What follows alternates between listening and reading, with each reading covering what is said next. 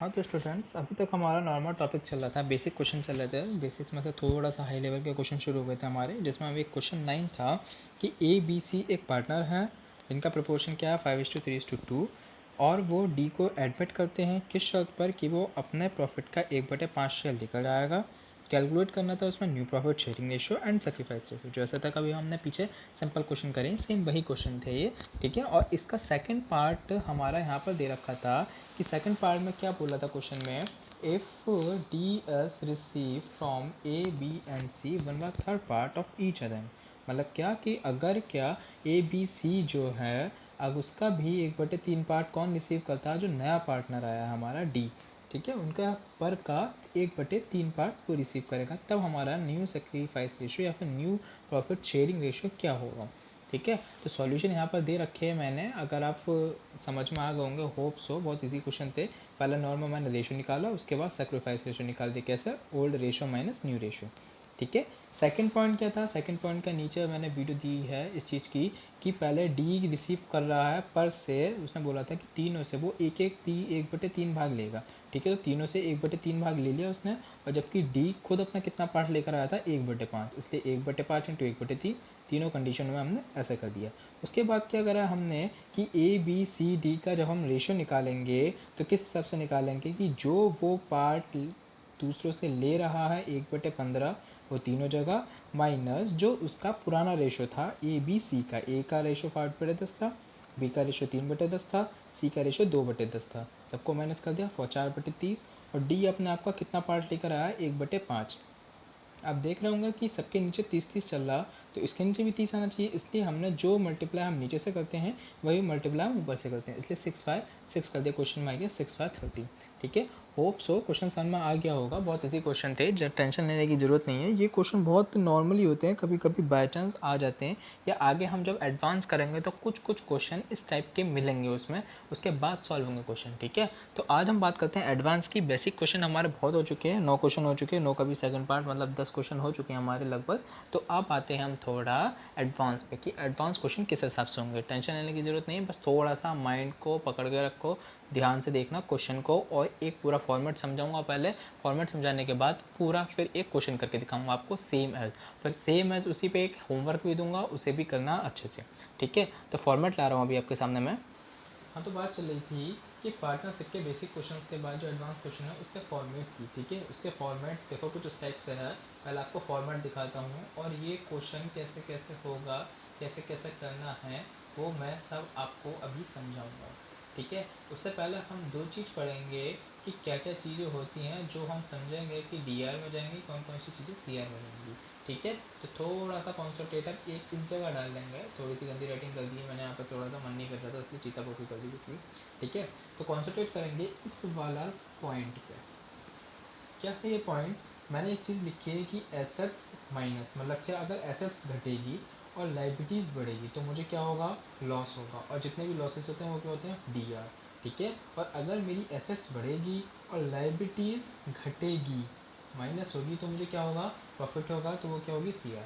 आपको देखो सिर्फ क्या चीज़ कॉन्सेंट्रेट करनी है कि जितने भी मेरे एक्सपेंसेस होंगे वो क्या होंगे, मेरे डी आर, और जितनी भी मेरी इनकम होंगी वो क्या होंगी, मेरी सी आर। ठीक है, क्वेश्चन कैसे दे रखा होगा कि बाय चांस एक उसमें बिल्डिंग का रेट दे दिया, बिल्डिंग आज मेरे पास 60,000 की है, लेकिन अगले साल वो बिल्डिंग कितने की हो गई, 65,000 की। आप एक बात बताओ कि 60,000 की बिल्डिंग 65,000 की हो गई, तो 5,000 का क्या हुआ, मुझे प्रॉफिट ही तो हुआ। ठीक है, तो उस चीज़ को कैसे कैलकुलेट करेंगे वो हम सब इसके अकॉर्डिंग समझेंगे। ठीक है, मैंने एक यहाँ पे फॉर्मेट समझाया था क्या। अब देखो, आप हमेशा दो चीज़ पढ़ते हैं कि एक होती है आपके पास एसेट्स और एक होती है लाइबिलिटीज़। ये क्या होती है कि एसेट्स क्या होता है, जो मेरी खुद की संपत्ति होती है, जो मेरे खुद की संपत्ति होती है, जिसका मैं खुद का ऑनर होता हूँ। ठीक है, वो क्या होती है, मेरी एसेट्स होती है। और लाइबिलिटीज़ क्या होती है, जो दूसरों की होती है, मतलब क्या, वो मुझे क्या करनी है, पेड करनी है हमेशा, जैसे लोन होता है, ये सब हमारी क्या लाइबिलिटीज़ होती है।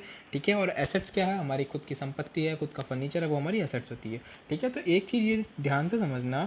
अब एक बात बताओ, अगर मेरी एसेट्स बढ़ेगी, मतलब क्या मेरी संपत्ति बढ़ रही है, और मेरा लोन जो है वो घट रहा है, अगर मेरी संपत्ति बढ़ रही है और मेरा लोन घट रहा है, मतलब क्या, अगर मैं 10,000 का लोन रख रखा था और उसमें से मैं 5,000 चुका चुका हूँ, धीरे धीरे सब चुका रहा हूँ, लोन घट रहा है, तो मुझे तो प्रॉफिट हो रहा है। और जितने भी प्रॉफिट होते हैं वो कहाँ जाते हैं, CR में। ये मेरा प्रॉफिट का पॉइंट है, ध्यान से समझ लेना, ठीक है। अब इसी के अपोजिट में बात करूँ, अगर भाई देखो मेरे पे खुद की मेरी एसेट्स है और वो मेरी माइनस हो रही, मतलब क्या कम हो रही है, और लाइबिलिटी जो मुझे दूसरे लोगों को चुकाना है पैसा, वो बढ़ता चला जा रहा है, मतलब क्या मैं किस में जा रहा हूँ, DR में। DR मतलब क्या, नुकसान में, मतलब क्या, खर्चों में जा रहा हूँ, घाटे में जा रहा हूँ मैं, ठीक है। तो ये चीज़ हमेशा याद रखना, ठीक है। एग्जांपल मैंने दिया था कि एक बिल्डिंग मेरे पास 60,000 की, आज उसकी वैल्यू 65,000 हो गई, तो मुझे क्या हो गया, प्रॉफिट हो गया। तो प्रॉफिट कहाँ जाएगा, CR साइड में, ठीक है।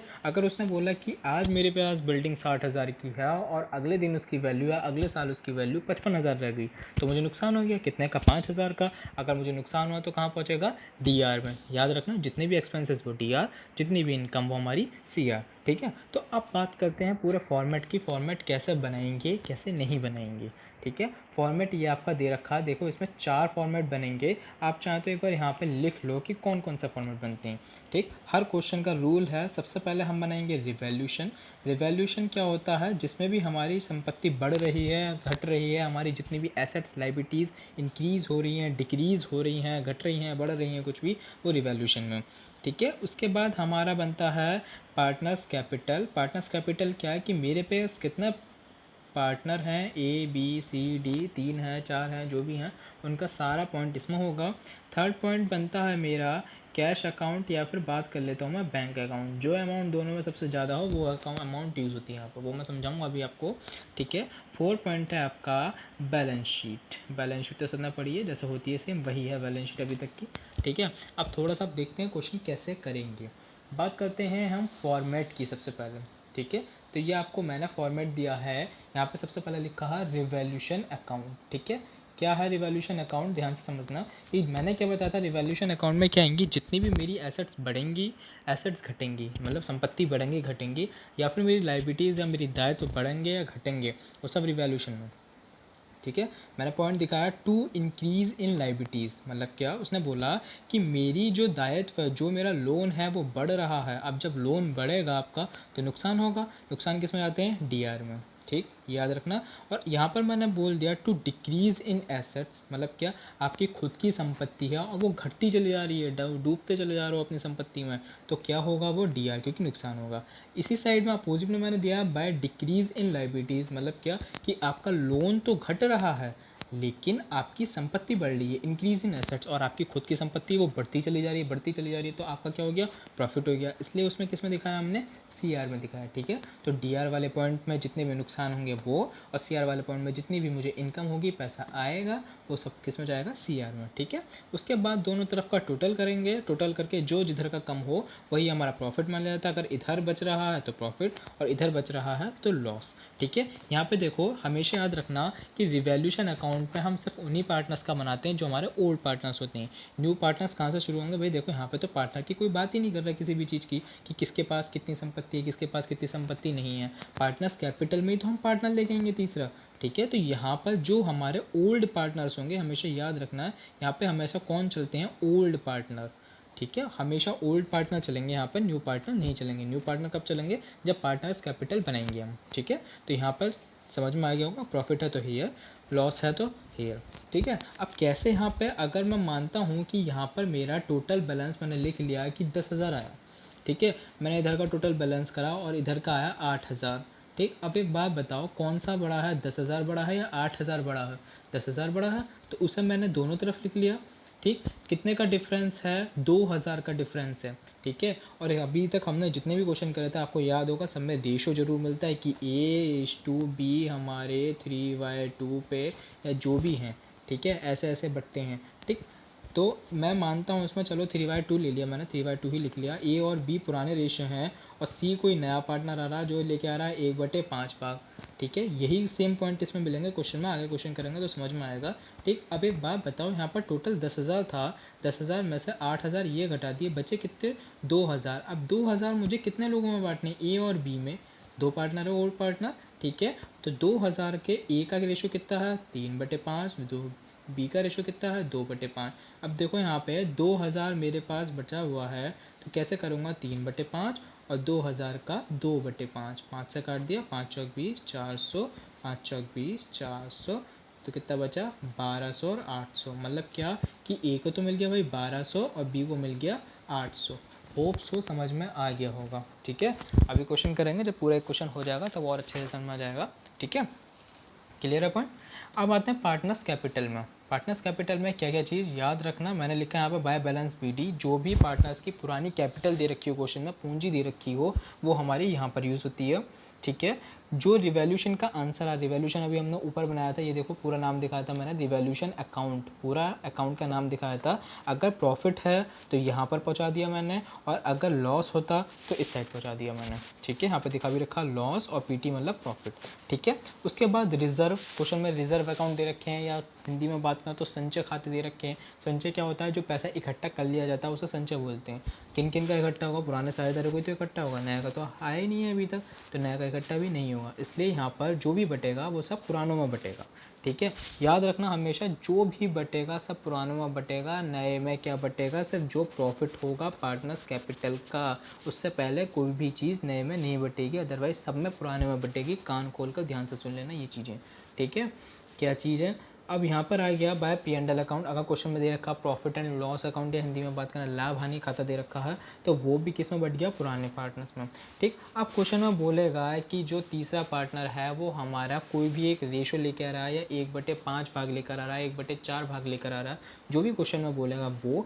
और आगे क्वेश्चन में बोलेगा कि वो 30,000 अपनी कैपिटल भी लेके आ रहा है, या 50,000 या 20,000, जो भी एक्सेट्रा वो अपनी कैपिटल भी साथ में लेके आ रहा है। तो मैंने यहाँ पे दिखाया बाय कैश अकाउंट, और ब्रैकेट में लिखा है न्यू कैपिटल, ये न्यू कैपिटल लिखा हुआ है ये। ठीक है, मतलब जो भी वो कैपिटल लेके आएगा, 30,000 लेके आया, तो न्यू कैपिटल में मैंने कितनी दिखा दी, 30,000 दिखा दी इस वाली लाइन में। ठीक, उसके बाद प्रीमियम फॉर गुडविल। देखो गुडविल क्या होती है कि जब भी कोई नया पार्टनर आता है तो वो कुछ पैसा भी तो लेके आता होगा, एडवांस लेके आता होगा कुछ पैसा अपना, तो जो वो पैसा लेके आता है वो पुराने साझेदारों में बांट दिया जाता है।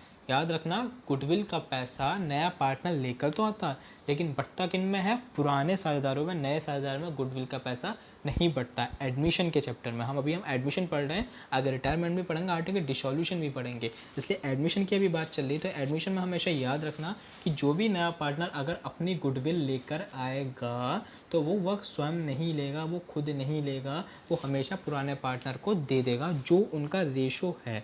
उनका रेशो क्या था, 3:2, उन रेशो के हिसाब से। क्लियर पॉइंट, कोई दिक्कत तो नहीं है। ठीक है, अगर by chance P and L account opposite side में दे रखा तो यहाँ पर आ जाएगा। ठीक है, गुडविल दो टाइप्स होती हैं, याद रखना, एक होती है नगद कैश, एक होती है उधार, मतलब क्या क्रेडिट। ठीक है, वो कैसे कैसे करेंगे, यहाँ पर हमें दे रखा है सिचुएशन कि अगर नगद ख्याति लाएगा तो कैसे निकालेंगे, और उधार ख्याति लाएगा तो कैसे निकालेंगे। ठीक है, तो गुडविल का क्वेश्चन जैसे जैसे हम थोड़ा सा और एडवांस पढ़ते हैं, एडवांस में बहुत आगे हाई लेवल के, ये भी लो लेवल की कोई पॉइंट है, और जैसे जैसे हाई लेवल के पढ़ते रहेंगे वैसे वैसे हम आपको समझाते रहेंगे। ठीक है, जिधर का भी प्रॉफिट कम आए, जिधर का भी टोटल कम आए, ठीक है, उसी तरफ हमारा प्रॉफिट बन जाता है। अगर इधर का टोटल ज़्यादा, इधर का बचा हुआ, तो इधर प्रॉफिट बन गया, और इधर का ज़्यादा है, इधर का कम है, तो इधर हमारा लॉस बन गया। ठीक है, अभी क्वेश्चन करेंगे तो होप सो समझ में आ जाएगा। इसका मैं आपको पीडीएफ भी अरेंज कराने की कोशिश करूँगा अच्छे से। ठीक है, नेक्स्ट आता है हमारा बैंक अकाउंट या कैश अकाउंट। ठीक है, क्वेश्चन में हमें दे रखा होगा रोकड़ हाथ में, हिंदी में बात कर रहा हूँ भी, रोकड़ हाथ में, रोकड़ बैंक में, या इंग्लिश में बात करूँ cash in hand, cash at bank. ठीक है, वो जो चीज़ दे रखी है तो हम याद रखेंगे हमेशा, हम क्या बनाएंगे, स्पेशली कैश अकाउंट बनाएंगे। हम जो कैश की अमाउंट दे रखी है वो डाल देंगे, न्यू पार्टनर्स की कैपिटल जो यहाँ पर अमाउंट डाली थी वही अमाउंट सेम यहाँ पर, और जो वो अपनी गुडविल लेकर आ रहा है क्वेश्चन में वो यहाँ पर डालेंगे। ठीक है, यहाँ पर पॉइंट डालने के बाद टोटल बैलेंस कर दिया, जो बैलेंस आएगा वो हमारा क्या हो गया, कैश का बैलेंस। Clear point. नीचे बात करें बैलेंस शीट में जो भी चीज़ें दे रखी हैं सब बैलेंस शीट में पहुँचती हैं। कैपिटल दे रखी है, ठीक है, कैपिटल उठाई, जो मेरा ये वाला बैलेंस आया क्वेश्चन में, ध्यान रखना ये वाला बैलेंस जो मेरा टोटल बचा हुआ, अब मेरी ये कैपिटल है। क्वेश्चन में कैपिटल दे रखी थी, पुराने साझेदारों की दे रखी थी, लेकिन अब जब पूरा पार्टनर्स कैपिटल बन गया, जो उसका आंसर आया ये वाला जो बैलेंस बच के आया है, वो उसी बैलेंस को हम उठा के कहाँ डालेंगे, इस वाली कैपिटल में। मतलब क्या, ओल्ड ओल्ड और न्यू, ये वाली बैलेंस वाली, याद रखना कौन सी, बैलेंस वाली फिगर उठाते हैं हमेशा, ध्यान रखना। ठीक है, बैलेंस शीट में याद होगा आपको, क्रेडिटर्स भी चलता है, किस में चलता है, लाइबिलिटी साइड में चलता है। 11th में हमने फाइनल अकाउंट पढ़े थे अच्छे से, ठीक है। अगर क्रेडिटर्स पे कोई एडजस्टमेंट है तो जो प्लस है प्लस, माइनस है माइनस, यहाँ पर दिखा देंगे, शो कर देंगे, ठीक है। ये हमारी सारी एसेट्स था। एसेट्स क्या कि बाय चांस कोई बिल्डिंग है उस पर कोई एडजस्टमेंट है, प्लस माइनस वो दिखा दी।